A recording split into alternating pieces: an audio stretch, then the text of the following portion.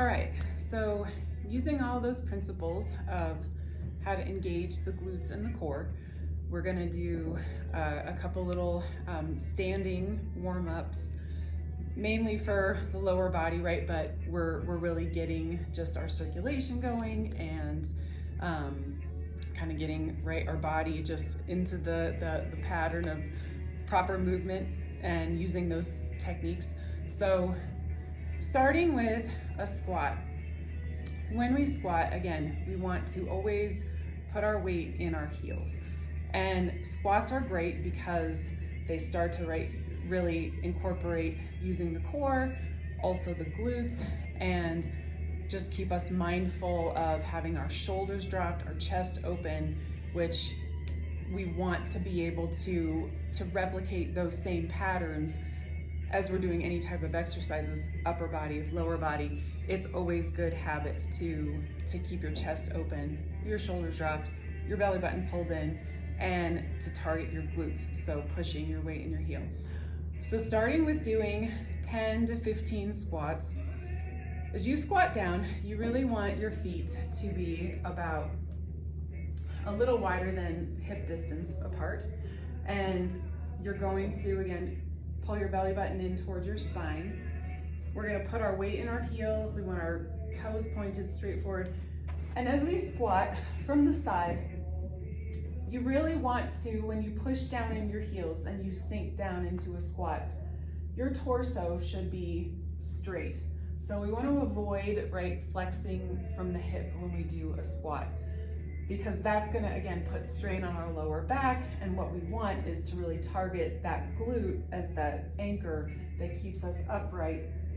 And when we really engage our core, we're pulling our belly button in, that helps support us from the front. So starting from that position of our feet are a little bit wider than hip distance apart, belly button's pulled in, shoulders dropped, chest is open, we're gonna squat down into our heels. And again, keeping our torso up nice and straight. So breathing, relaxing. We're gonna go at a really nice slow pace because that helps us, again, with being mindful, being more present. When we slow down and we're very intentional about how we're moving, it also helps prevent injury because we're focused on that feedback from our body. So from the side, when we do a squat, same thing, you want the belly button pulled in, and just to demonstrate from the side how things are gonna look versus the front.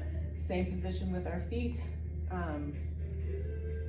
chest is open, shoulders are dropped, and as you squat down, you want that nice straight line in your torso. And as I'm coming down, my weight is going in my heels.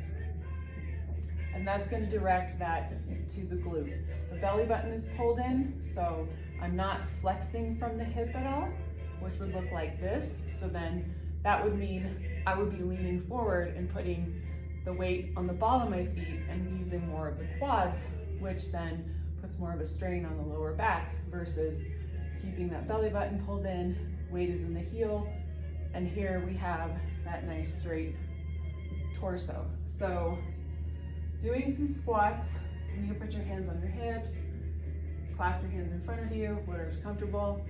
Do 10 to 15 to warm up. I always find it's very helpful to try to do them in front of a mirror because then you can always pay attention to making sure that everything is in alignment. So going from doing your squats to doing some alternating lunges. So same principles doing lunges, whether they're forward, backward. You really want to keep that belly button pulled in because, again, it's going to help keep your torso nice and straight, everything in alignment, supporting you from that frontal plane.